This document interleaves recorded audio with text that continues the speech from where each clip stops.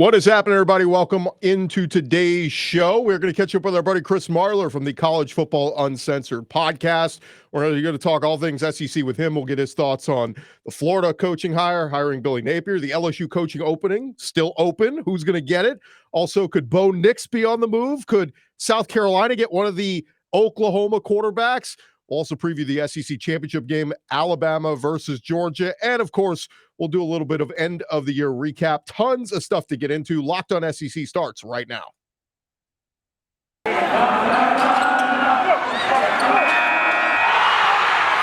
are Locked On SEC, your daily podcast on the Southeastern Conference. Part of the Locked On Podcast Network, your team every day.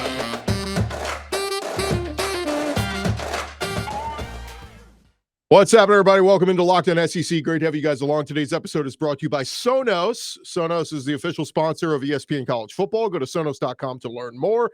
I'm Chris Gordy. Thank you guys for making Locked On SEC your first listen every day. Remember, Locked On SEC is free and available on all platforms, including YouTube. And without further ado, welcome in our buddy Chris Marler from the College Football Uncensored Podcast.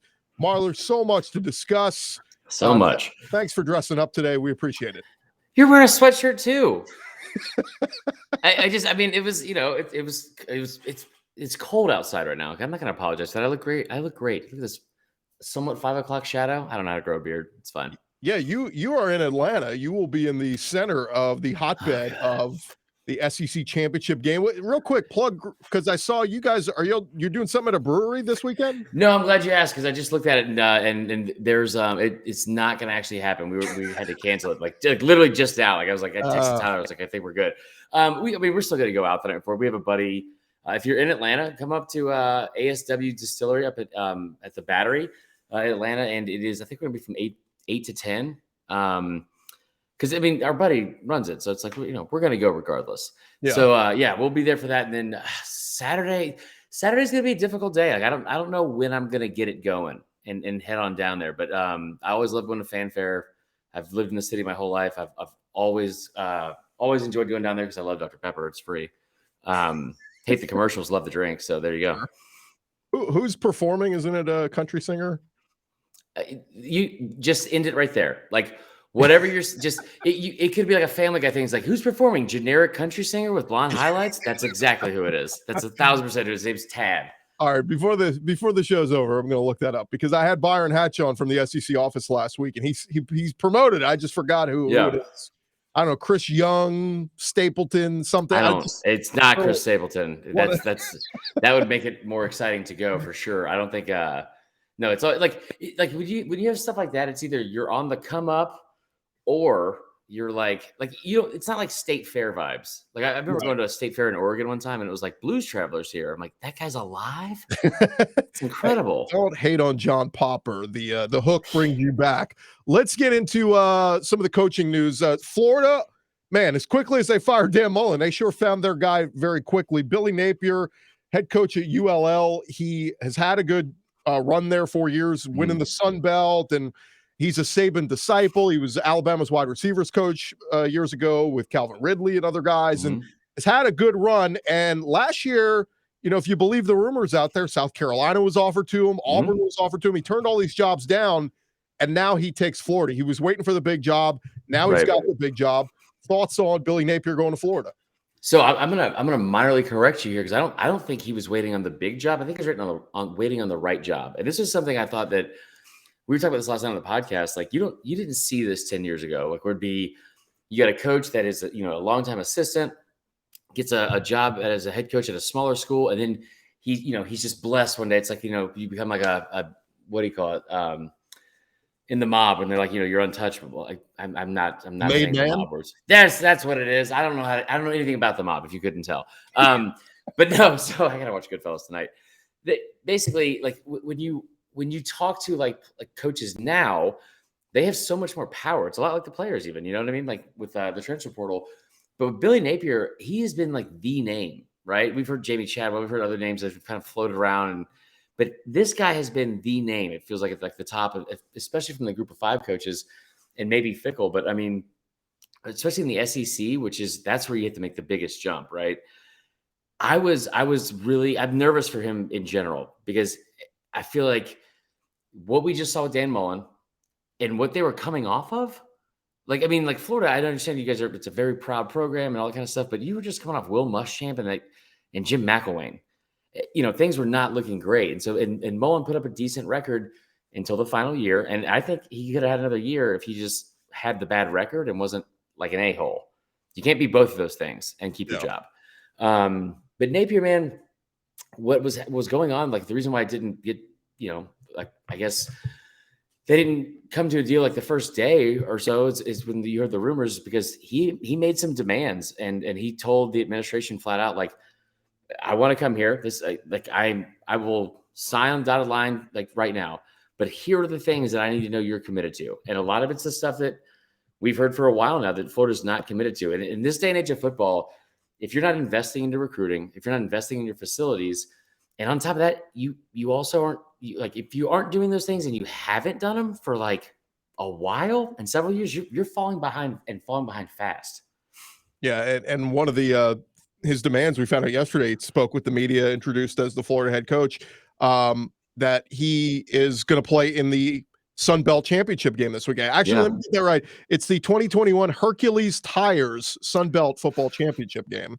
So as a former Middle Tennessee State Blue Raider for one semester, I will say, that's gonna be an electric atmosphere. But like, good for him, honestly, man. You look at some of these coaches that are, we see this stuff with Jimbo, we see this stuff with Lincoln Riley, and kind of just like, just using their name and like their very impressive resume to be able to like pull that kind of leverage.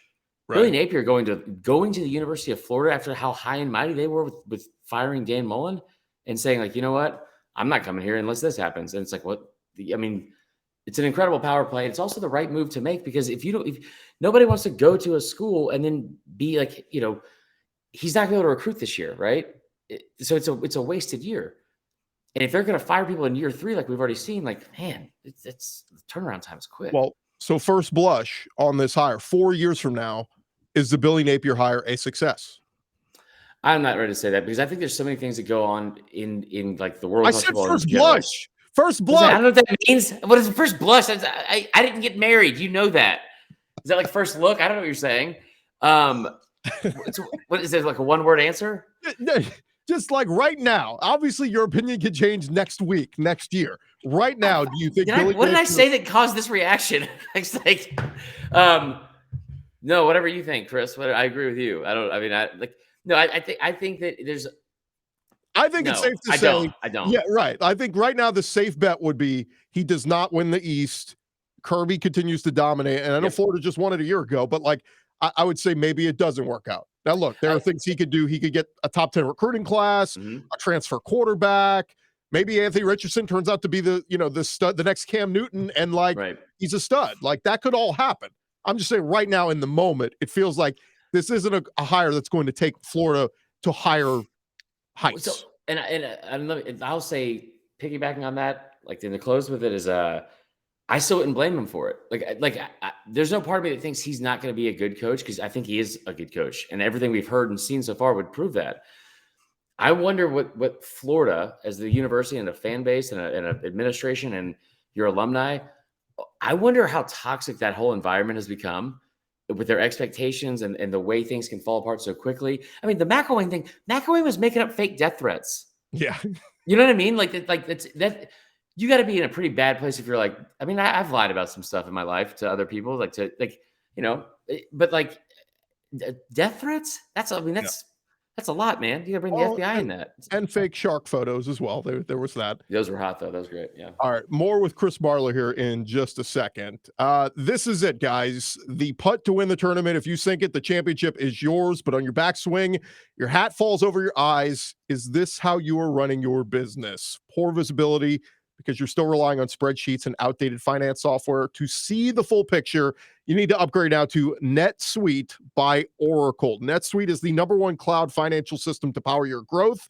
They can automate your processes, close your books in no time while staying well ahead of your competition. They got a great deal going on right now. Over 1,000 businesses already use NetSuite, and right now through the end of the year, NetSuite is offering a one-of-a-kind financing program to those ready to upgrade at netsuite.com/LockedOnNCAA. Head to netsuite.com/LockedOnNCAA for special end-of-year financing on the number one financial system for growing businesses, netsuite.com/LockedOnNCAA. Also need to remind you about Prize Picks, still the leader in college sports daily fantasy. They offer more college football props than anyone in the world. They got all the star players of the Power 5, mid-majors. They've even got NBA, MLB, just any sport you can think of. They've got you covered at Prize Picks. Right now, if you go sign up, if you've never tried them before, use our promo code LOCKEDON, LOCKEDON. You'll receive a 100% instant deposit match up to $100. Use their award-winning app. Entries can be made in 60 seconds or less. It is that easy. Prize Picks is safe. They even offer fast withdrawals. Don't hesitate. Go check out prizepicks.com. Use our promo code LOCKEDON or go to the App Store and download the app today. Prize Picks is daily fantasy made easy.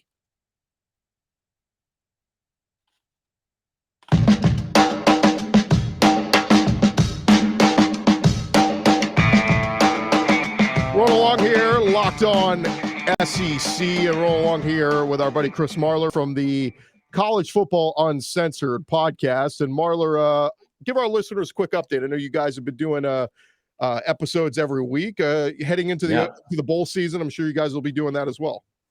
Yeah, I mean, I would think so. I think it's been a fun first year. We started in January. My co-host Tyler Huck and I known him for years. We actually had a podcast before called Winning and Boozing, and so this has kind of become like spawned off that, and it's an even more professional version of that sometimes. So yeah, it's been a fun. It's cursing. Yeah, so there's a lot of bad words. Like that was kind of like the whole thing. Like because been at STS for a long time. Was on a different podcast, and I just I've always had bad language and bad posture, and I think those two things are fine. They can be corrected, but honestly, only one of them needs to be. So I think we've had a blast, man. I think it also is like we don't say it. There's been episodes where I've said it too many times. I will say that, but no, it's like it's just you're having a beer, shooting the shit with your friends, and talking about college football because it's the best time of year. It is. It's a sad time of year because the season comes to an end, but it is the crazy times. And speaking of crazy times, we had some crazy times the last 72 hours. Lincoln Riley, everybody thought the whole buzz in Baton Rouge over the weekend was that Lincoln Riley was coming to LSU. We find out on Sunday he's not. He's going to USC. As of this recording, we still don't know who the next LSU head coach is, but just they're going to throw out some names. Tell me who you think should be the next LSU coach. When we hear Matt Campbell, Bill O'Brien, Lane Kiffin may be still a possibility. All these different names out there. In your mind, if you were Scott Woodward, or if Scott Woodward called you, Chris Marler, and said, who should LSU hire, who would you say? Jerry DiNardo. Oh, come on. I mean, without a doubt. I think, no, I'm kidding.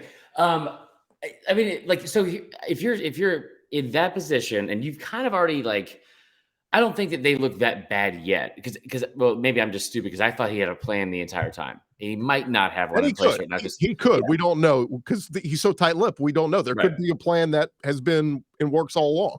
And this is not something that's like new. I think to like it's so easy for us because I always say it. We're a nation of haters. We have to make fun of anything and everything, especially other teams and other fan bases that are pretty much the same as us, just in different colors. But the Tennessee coaching search, which was a debacle, and you had 10 people turn that job down. Sam Pittman wasn't Arkansas's first choice. They were pretty open about that. And that's the thing that's I think you're going to see so much more of in the SEC now because there's not that many destination jobs that are going to become available because, Georgia, obviously that's a perfect fit for Kirby. There's a lot of who's going to replace Saban? Who's going to want to go there? And I think when you look at LSU, it's a really fun. Listen, me and you have had a lot of fun there. Most of it I don't remember. So it's I love Baton Rouge. And I think you have a commitment to the facilities, and I think that some people think they kind of have egg on their face right now. But I will say the only thing that would make this look bad if they don't hire somebody soon, and it's got to be the right guy, right? Don't just go out there and try to save face. But Scott Woodward said earlier before the coaching search, the only two things that are off limits, the only two people are Kirby and Saban. Everyone else is in play. Yeah. And if you're saying that with that kind of confidence, I can understand you have to get the fan, the fans riled up and feeling good about, what's to come. But I think you got to go. I think Matt Campbell is a bad choice. We've seen him coach in big games a decent amount. I don't like that. But he's at Iowa State. Like if he had LSU resources, obviously you have a much better chance of success, right? He's playing in the Big 12, right? Yeah, but with Iowa State, I mean, it's like a step above Vandy in the Big 12. They were in the top 5 before they're not a step above Vandy. That's ridiculous. They and their in-state rivals, Iowa. They were like 2-10 every year before he got there. So he's made them relevant. Okay. I just feel like anytime I watch Iowa football, it just reminds me of like somebody with an iron deficiency. It's like, come on, guys. Hey, brother, you like O-line play? We got some O-line. Oh, man. We got 8 tight ends on the field. Watch this trick play. No, so I think that I don't trust that hire because you want to have somebody with like some sort of I thought he had moxie because like he's kind of young. He wears his hat like an idiot, kind of like mine. And like then a couple weeks ago, they were like, your goal was to win the Big 12 championship. He's like, no, my goal was to have fun and make memories or whatever it was he said. Oh, gosh. So I don't think that's going to get done there. These young men, their degrees. That's my goal. Right. Oh, okay. Penn State all over again. No, I think like if Kiffin is remotely interested at all, you throw as much money at him as possible and possibly women as well. Whatever he needs, because that is like it's the short list of people you have available, like Bill O'Brien. I'll tell you right now, as somebody who grew up as a Bama fan, I've watched both of them coach offense. One of those is not like the other, right? And not just because they're physique, but like I think that with somebody like that, especially, he's already a head coach in your division, not just your conference, your division. Like if you don't go get him, then you got to go play against him. And he, dude, like this year, he's a second year head coach at Ole Miss. He's going up against his buddy, Coach O, and Coach O's a pretty good defensive mind. He's like, by the way, you know, you guys are in the same exact effing formation, running the same play every single time. He's like, oh, good. Yeah. Like, I mean, go get that guy because he's already embarrassed you once, and don't let him do it again. Well, and you say embarrassed, that there's the other part of it too, where there's this fear of Lane can be embarrassing sometimes. He says things that catch headlines. He puts things out on Twitter. And, I think people sometimes just want give me the more buttoned up guy, the safe guy who's not going to. Yeah, LSU's done a really good job of doing that. Whenever I think of LSU, anything like sports, like whether it's football, basketball, the buttoned up guy for sure. But that's what they want to move away from. Like Ogeron was pictures of him in bed with girls. Like we want to get away from that. I tell you what, though, and the bottom line is this, and I'm not saying this to be rude about LSU, or because it's the same everywhere. LSU is currently under a little bit more scrutiny because of some of the stuff that's happened there on campus in the past. Winning solves everything. That's not saying anything about like the LSU stuff from before, like because that's obviously very serious. But like pictures of Lane Kiffin and a co-ed, winning solves everything. Right. And also there's this weird thing that's happened with Lane. And I'm trying to think of like, it's like a bad one-hit wonder where it's like, God, this sucks. I'm so tired of hearing this song over and over and over again. And all of a sudden it's like, this song kind of rules. It's like Mr. Brightside. I actually never got tired of Mr. Brightside. They play like in every sports stadium out there now. I love it every time. It's the whitest thing about me besides my haircut. So it's like when Kiffin, if you have that kind of talent as a head coach and you've already seen what he's able to do, LSU doesn't give a blank about the morals of him because, and honestly, he hasn't really done anything that bad. Yeah. Like he just, at some point, he's just turned his corner. Is what it is. Like he's talking when no one else is talking. That's kind of what he is, I tell you this. He said one of the things he did, like he obviously is very arrogant. And he used to take himself way too seriously. And at some point he's been humbled and he's like grown up a little bit. And like you brought this up when we were off air talking about the go get your popcorn ready. That was effing hilarious to me because it was like, because then you see what happens, right? Like, they get shut out in the first half. But then the following week, when he is pretty much like the laughing stock of everything, he ends up running a promotion at Vaught Hemingway. Like first, however many people get a bucket of popcorn. They talked to him on the pregame, what do you call it? He's like making fun of himself. And it's like, I mean, he gets it now. I think he gets it now. And he also wants to win. So if we had to make a hire right now for LSU, again, I didn't even answer today. By the time you're watching this, they could have already done it. I go Matt Campbell. You'd say Lane Kiffin. You would hire Matt Campbell? Yeah. I wanted Toledo. Come on.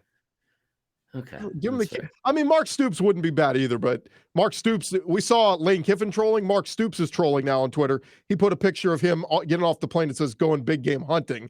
And it's because he's going to recruit, but it's also kind of a shot that LSU said they were going big game hunting for a head coach. So did they really say that? Well, that was the big thing when Scott Woodward is known for going big game hunting. So whatever. Okay. All these people sound like people I don't want to hang out with if they're just that's a fun way to spend a weekend. It's Monday. What is he doing? Coming up next, we're going to preview the SEC championship. But quickly, I just wanted to mention Bo Nix doing an interview with our buddy Jim Dunaway at Next Round Live said that he's exploring all options this offseason. Yeah. That's like you're talking about you could change majors. You could transfer, but like probably to another in-state school with even worse, like because like your credentials aren't gonna or your credits aren't gonna transfer over. You're 3.5 years into an engineering degrry, and you're like, I think I want to do psychology. Should I do? Art history is there's definitely a career in that. Do I want to have Friday classes? Probably not. Do I want to just be on campus Tuesday, Thursday only? That's what I did. Do I want to take 12 hours? Or I want to drop down to 9? Chris always dropped down to 9. Bo Nix does not have options. I mean, like, you know what I mean? Yeah. I think that is it better for Auburn if he leaves? No, I don't think that at all either. I never thought I would say this, but you just watched the game in one of like probably the most fiercest rivalries in college football. Like Auburn probably wins that game by 14 points. If he's in that game. I agree. Somebody said that to me on Facebook Live after the game, and they were like, if Bo Nix is in, we win by 14. I was like, my God, what a sentence. I never thought I would hear that in my entire life. So it's like, he's been like, up and down. We see the good Bo, bad Bo. We were in Baton Rouge and we saw the miracles he was pulling there. It was ridiculous. But I don't think that TJ Finley's necessarily the guy. I don't know if they have a guy coming in behind him. Like in any time, like you're a coach this early on in your tenure, like in the SEC, like the more stability and like familiarity you have, like from a signal caller or like a leader, you want to hold on to that for as long as possible. All right. More with Chris Marler in just a second. We will get into the SEC championship game. First, want to remind you guys, you listen to podcasts for the power of the inside track. If you switch to Boost Mobile for the power of saving money, because with Boost, you get the power of a free 5G phone. So you can listen to the latest episodes of your favorite podcast to keep up with your favorite players and teams. The power of 3 unlimited data lines for $30 a month per line so your family can share all the insights. And the power of one of America's largest 5G networks so you can do it all at the speed of 5G. With all that money you'll save and the edge that you will gain, just how powerful will you become? Switch to Boost Mobile and find out. You get a free Samsung Galaxy A32 5G when you switch to one of America's largest 5G networks. More power to save. Boost Mobile. Free phone limited to new customers and 1 per line. Additional restrictions apply. Also, that time of year with bowl season about to start up, BetOnline has got you covered all the rest of bowl season with props, odds, and lines more than ever before as football season is coming to an end. And of course, college hoops season is starting to heat up. BetOnline remains your number one spot for all the sports action this season. Head over to their new updated website. Sign up today, receive a 50% welcome bonus on your first deposit when you use our promo code LOCKEDON. It's LOCKED. From basketball, football, boxing, UFC, whatever it is, BetOnline is the fastest and easiest way for you to bet on all your favorite sports. BetOnline, it is where the game starts.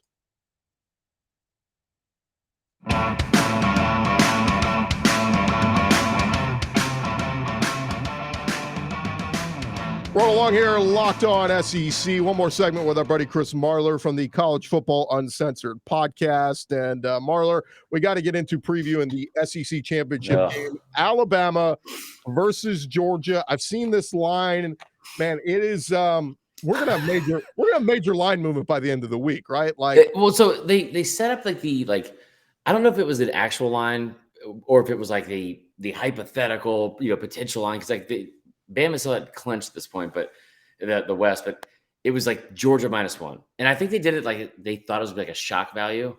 Like, ooh, Georgia's favorite. Like, yeah, no shit, man. They're a much better team. We've watched it for most of the season. So then like the actual line comes out last week at like a couple places like Circa, and it was -3, right? Which is a pretty standard line. That's fine. And then you see, like, I mean, it was like minutes after that game ended, and it jumps to 6.5 immediately. And it should. That's exactly what it should be. And like, I mean, they're going to try to drive this thing up because people are going to hammer Georgia, and they should, because being only a touchdown favorite against this team that we've seen struggle so much, and they do only have one loss. They have found a way to win consistently. But yeah, man, I think that, like, this is my biggest nightmare as somebody that grew up in the state of Georgia, lived in Atlanta, and grew up a Bama fan my whole life. I've been dreading this day for quite some time.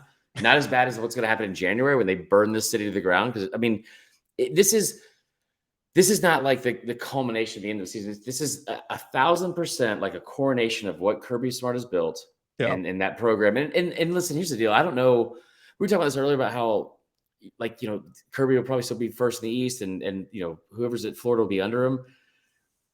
I don't know if he goes off on a run like we saw with Saban, you know, and consistently they're a top 5 team, but I don't know if they're going to challenge for a title every year that you would think they probably would with how good of a recruiter he is. But this team is like, it's not as likable. It's not even close to being as likable as the LSU 2019 team. But we talk about like that offense and Bama's offense from last year. And like, you know, this team has like an identity of that defense, and it's incredible. It really is. Like there's honestly not enough stuff you can even say about it to where it's like to put it in perspective, because I've said this in the offseason, and I honestly didn't think it would come true, but the 2011 Bama defense, and this is not me being a homer, this is statistically, they're the best defense in the history of college football. They led the country in every single major category. They gave up like 173 total yards a game, which is ridiculous. They gave up like 7.8 points per game. And those are numbers that are like, Jesus, man, you get to 9-0, the game's over. This defense has somehow been better. And on top of that, and they're also deeper. Not just from a numbers, they're also deeper. Yeah. You're watching guys like second and third string guys coming in, and I mean, it's so deep, it's ridiculous. And you know, look, I'm probably going to pick Georgia to win the game, and they're the favorite and all that. But like, I had an Alabama fan come at me on social media saying, "Oh, you know, you're not giving them a chance." I'm saying, look, Alabama absolutely has a chance whenever Nick Saban's on the sidelines. Like, I don't care. I don't care what Georgia has. I don't care. We know Alabama's got number one, you know, recruiting class talent from every year that they have. So like, while this roster is not as dominant as past Alabama teams, it still fits the mold of it's a team that could very well win this game, get to the playoff, and win a championship. They just can, because Nick Saban's there. And here's the thing. They've got 2 superstar stud talents in Bryce Young and Will Anderson. Yeah. Well, I think if you take Will Anderson off this team loses 3 or 4 games. If you my God. I said this earlier in the year. It was like this most miserable epiphany I'd ever had. I was like, where would this team be without Will Anderson? And then I was like, where would this team be without Jamison Williams? Because it's like, you know, look at the dynamic of the Iron Bowl. How much when he went out on that targeting, it was like, wow, like him and Alabama's offense, and you know how good John Mechie is, and he stepped up, but also, you know, the other guys, the inexperienced guys. But man, no, I mean, Jamison Williams, I would put as like 2A, like behind Will Anderson and Bryce Young. Yeah, he's just as important. I mean, he led the SEC in receiving yards, which was kind of crazy. I didn't realize that, but they like, you know, Mechie, I said this like all year, like the problem you're going to have like replacing, because Bama fans are the worst. They're super obnoxious and entitled, and it's always we reload, man. It's not even a question. You know, you reload when you have like AJ McCarron playing quarterback. You know what I mean? Like when AJ McCarron and Preston Dial are your receiver or your tight end and quarterback combination, sure, you'll reload 1,000%. When you replace a Heisman Trophy winner that had like 20 touchdowns at receiver, and then you also have to replace a first-round quarterback that was a Heisman Trophy finalist and finished like 3rd, and then you also have to replace a running back who had 30 touchdowns total and finished 5th in the Heisman, you don't reload from that. That's generational talent that, like, you don't – all 3 of those guys, no matter how goofy Mac Jones looks without a shirt on, all 3 of those guys were alphas in their own way. They would come in and, like, if need be, they would put the team on their back. There's no reason that Devontae Smith, weighing 117 pounds, like, would go out there and get open that many times. Everyone in the stadium, in the country, the ball's going to him. Bama doesn't have a guy like that here. And I tell you what, we talk so much about this Georgia defense because it's as we should. They're incredible to watch. It's suffocating, and they're so effing disciplined. I miss that so much from Nick Saban defenses. This defense is so disciplined. They're so consistent in everything they do, and they don't make mistakes. But the offense for Georgia, I don't hear it. A lot of people saying that Georgia's offense isn't good. I haven't heard anyone say that. Georgia fans have convinced themselves that people have said that. And this guy, Sexton Bennett the fourth, he's had such an incredible year, and I was so down on him last year. I was very outspoken about it because I thought it was, another bonehead move from Kirby. But like this team is like they've been quietly having like the biggest margin of victories in any team in the country. They're putting up almost 40 points a game, and the games are over in like the second quarter. Well, let me give you the biggest stat I loved about Stetson Bennett is the number 6. He's been sacked 6 times on the season. That's the least of any SEC quarterback. That's it? Oh, yeah. God, I didn't know that. So that, like, not only are they playing elite defense where they give up a touchdown a game, but on offense, they're doing enough where they're balanced run attack, passing attack, and they don't allow the offensive line doesn't allow Stetson Bennett to get sacked. Bama got sacked 5 times in the first half last week. So, and like honestly, like if you're a Bama fan, and I should have looked into this earlier. It's a really great stat because, like, my thought is like you watch Will Anderson take over the second half of the season. Right. He's a monster, right? It's like I don't think there's anybody in the country that can block him.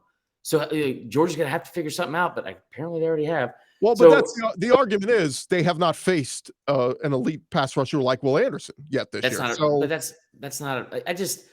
I think one thing that I understand from Georgia fans being like they're tired of hearing is like, yeah, but you didn't do this. It's like every other time we've seen an SEC team go undefeated in the conference, we know they're the best team in the country, and I think everyone knows this is the best team in the country. But like it's the same stuff we have with Harbaugh. Like in the past, like he's a terrible coach. Like look at his record against Michigan State and Ohio State. Kirby has a track record of making some pretty bad decisions and losing some games he shouldn't have lost.